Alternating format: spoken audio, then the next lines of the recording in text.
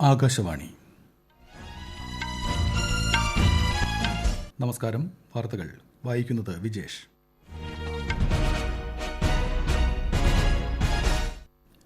പ്രധാന വാർത്തകൾ. സമുദ്ര നാവിക മേഖലയുമായി ബന്ധപ്പെട്ട മാരിടൈം ഇന്ത്യ ഉച്ചകോടി പ്രധാനമന്ത്രി നരേന്ദ്രമോദി ഇന്ന് ഉദ്ഘാടനം ചെയ്യും. കേരളം ഉൾപ്പെടെയുള്ള സംസ്ഥാനങ്ങൾക്ക് GST നഷ്ടപരിഹാര തുകയായി കേന്ദ്രം 3677 കോടി രൂപ കൂടി അനുവദിച്ചു. ടോൾ പ്ലാസകളിലെ തത്സമയ നിരീക്ഷണത്തിന് രാജ്യത്ത് തുടക്കം. രാജ്യത്ത് കോവിഡ് രോഗമുക്തി നിരക്ക് 97.07%.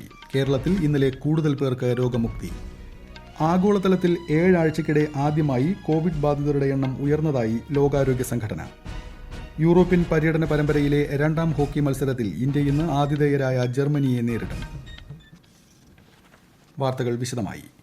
സമുദ്ര നാവിക മേഖലയുമായി ബന്ധപ്പെട്ട മാരിടൈം ഇന്ത്യ ഉച്ചകോടി പ്രധാനമന്ത്രി നരേന്ദ്രമോദി ഇന്ന് ഉദ്ഘാടനം ചെയ്യും. വിദൂര ദൃശ്യ സംവിധാനത്തിലൂടെയാണ് ഉദ്ഘാടന ചടങ്ങ്. കേന്ദ്ര തുറമുഖ, ഷിപ്പിംഗ്, ജലഗതാഗത മന്ത്രാലയമാണ് ഉച്ചകോടി സംഘടിപ്പിക്കുന്നത്. അടുത്ത ദശാബ്ദത്തിലേക്കുള്ള ഇന്ത്യയുടെ സമുദ്ര മേഖലാ വികസന പദ്ധതികൾ ഉച്ചകോടിയിൽ ചർച്ച ചെയ്യും. വിവിധ രാജ്യങ്ങളിൽ നിന്നുള്ള പ്രഗത്ഭർ പങ്കെടുക്കുന്ന സംവാദത്തിൽ ഇന്ത്യയുടെ സമുദ്ര മേഖലയിലെ വ്യാപാര നിക്ഷേപ അവസരങ്ങൾ വിശകലനം ചെയ്യുമെന്നാണ് പ്രതീക്ഷ. 3 ദിവസത്തെ ഉച്ചകോടിയിൽ ഡെൻമാർക്കാണ് ഇന്ത്യയുടെ പങ്കാളിത്ത രാജ്യം. ആകാശവാണിയുടെ FM ഗോൾഡ്, ഇന്ദ്രപ്രസ്ഥ ചാനലുകൾ പരിപാടി രാവിലെ 11 മുതൽ തത്സമയ പ്രക്ഷേപണം ചെയ്യും. AR ലൈവ് ന്യൂസ് 24/7 ആകാശവാണിയുടെ യൂട്യൂബ് ചാനലിലും പ്രക്ഷേപണം ലഭ്യമാണ്. 21ാം നൂറ്റാണ്ടിലെ ഇന്ത്യയ്ക്ക് ഭക്ഷ്യ സംസ്കരണ വിപ്ലവവും ഉൽപ്പന്നങ്ങളുടെ മൂല്യവർദ്ധനയും ആവശ്യമാണെന്ന് പ്രധാനമന്ത്രി നരേന്ദ്രമോദി പറഞ്ഞു.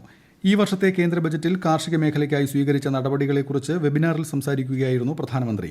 സംസ്കരിച്ച ഭക്ഷണത്തിന്റെ ആഗോള വിപണി ലക്ഷ്യമിട്ട് രാജ്യത്തെ കാർഷിക മേഖല വിപുലീകരിക്കേണ്ടതിന്റെ ആവശ്യകതയെക്കുറിച്ച് പ്രധാനമന്ത്രി ഊന്നിപ്പറഞ്ഞു. കേരളം ഉൾപ്പെടെയുള്ള സംസ്ഥാനങ്ങൾക്ക് ചരക്കു സേവന നികുതി നഷ്ടപരിഹാര തുകയുടെ 18ാം ഗഡു കേന്ദ്ര സർക്കാർ 3677 കോടി രൂപ അനുവദിച്ചു. ഇതോടെ GST കമ്മിയുടെ 94% കേന്ദ്രം വിതരണം ചെയ്തു കഴിഞ്ഞു. കഴിഞ്ഞ മാസം GST ഇനത്തിൽ 1,13,143 കോടി രൂപ സമാഹരിച്ചതായി കേന്ദ്ര ധനമന്ത്രാലയം. ഇതിൽ കേന്ദ്ര GST 21,092 കോടി രൂപയും സംസ്ഥാന GST 27,273 കോടി രൂപയുമാണ്. രാജ്യത്തെ ടോൾ പ്ലാസകളിലെ തത്സമയ നിരീക്ഷണ സംവിധാനത്തിന് കേന്ദ്ര ഗതാഗത മന്ത്രി നിതിൻ ഗഡ്കരി തുടക്കമിട്ടു. ടോൾ പ്ലാസകളിലെ ഫാസ്ടാഗ് സംവിധാനം ഏർപ്പെടുത്തിയത് ടോൾ പിരിവ് സുഗമമാക്കിയതായി മന്ത്രി പറഞ്ഞു. 2025ഓടെ റോഡ് അപകടങ്ങളുടെ എണ്ണം പകുതിയായി കുറയ്ക്കുകയാണ് സർക്കാരിന്റെ ലക്ഷ്യമെന്നും ശ്രീ നിതിൻ ഗഡ്കരി അറിയിച്ചു. 7 ആഴ്ചയ്ക്കിടെ ആദ്യമായി കോവിഡ് ബാധിതരുടെ എണ്ണം ഉയർന്നതായി ലോകാരോഗ്യ സംഘടന. വിശദാംശങ്ങളുമായി അശ്വതി.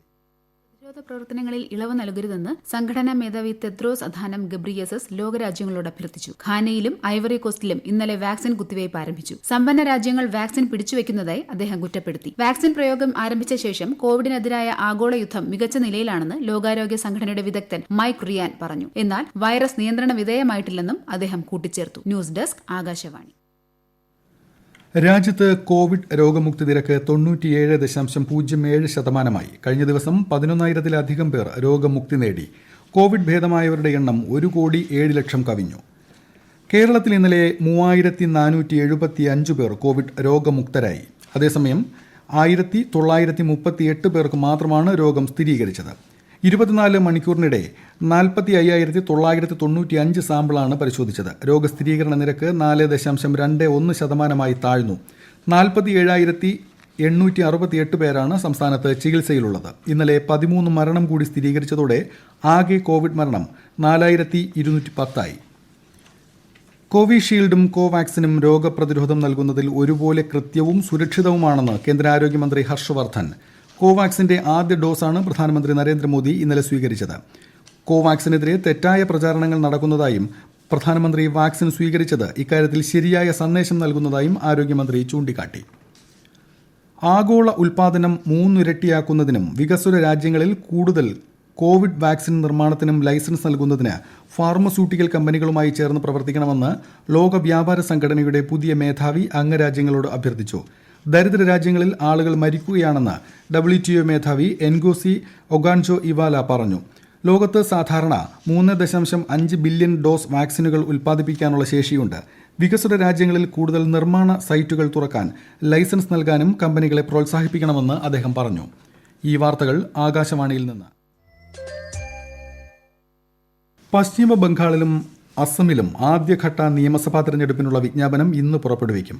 ബംഗാളിൽ 30 മണ്ഡലങ്ങളും അസമിൽ 47 മണ്ഡലങ്ങളുമാണ് ആദ്യഘട്ടത്തിൽ ബൂത്തിലെത്തുന്നത്.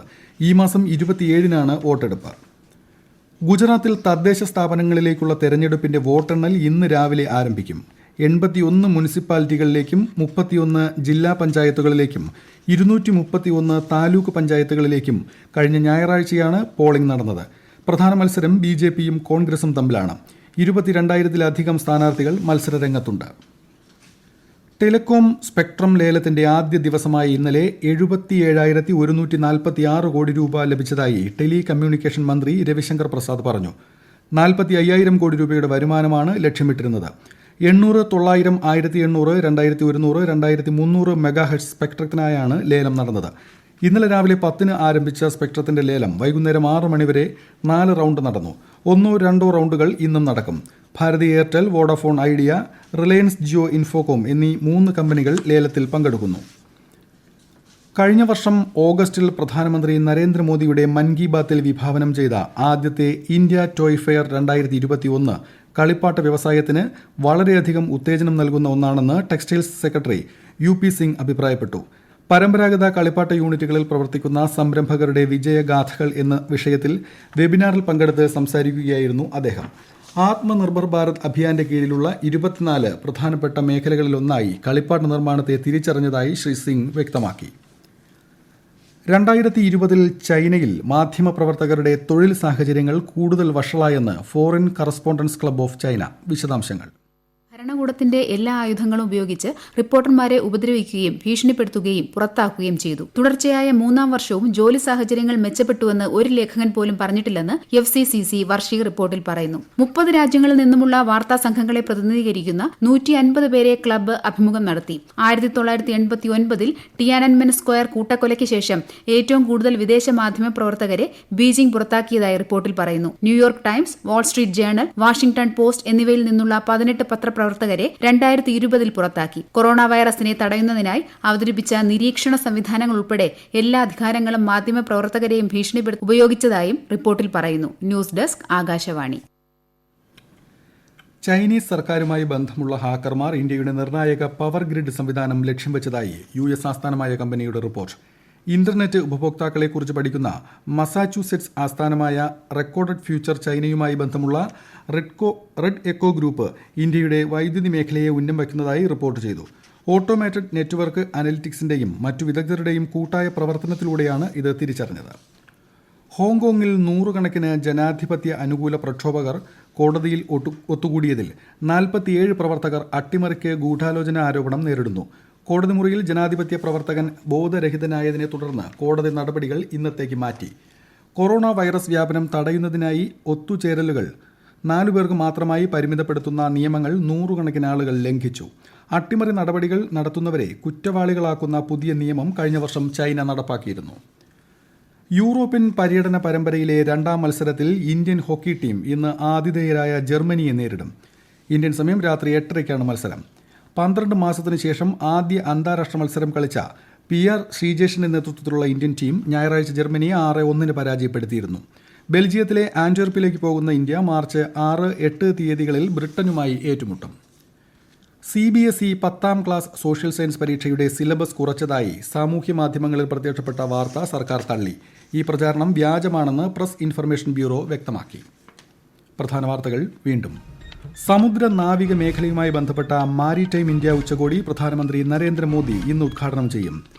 കേരളം ഉൾപ്പെടെയുള്ള സംസ്ഥാനങ്ങൾക്ക് GST നഷ്ടപരിഹാര തുകയായി കേന്ദ്രം 3,677 കോടി രൂപ കൂടി അനുവദിച്ചു. ടോൾ പ്ലാസകളിലെ തത്സമയ നിരീക്ഷണ സംവിധാനത്തിന് രാജ്യത്ത് തുടക്കം. രാജ്യത്ത് കോവിഡ് രോഗമുക്തി നിരക്ക് 97.07%. കേരളത്തിൽ ഇന്നലെ കൂടുതൽ പേർക്ക് രോഗമുക്തി. യൂറോപ്യൻ പര്യടന പരമ്പരയിലെ 2-ാം ഹോക്കി മത്സരത്തിൽ ഇന്ത്യ ഇന്ന് ആതിഥേയരായ ജർമ്മനിയെ നേരിടും. വാർത്തകൾ കഴിഞ്ഞു. ആകാശവാണി വാർത്തകളും വാർത്താധിഷ്ഠിത പരിപാടികളും all India radio news Thiruvananthapuram എന്ന യൂട്യൂബ് ചാനലിൽ ലഭ്യമാണ്. കൂടുതൽ വാർത്തകൾക്കായി @all India radio news Thiruvananthapuram എന്ന ഫേസ്ബുക്ക് പേജും @ARnews_TVM എന്ന ട്വിറ്റർ ഹാൻഡിലും സന്ദർശിക്കാം. അടുത്ത വാർത്താ പ്രക്ഷേപണം 10:15.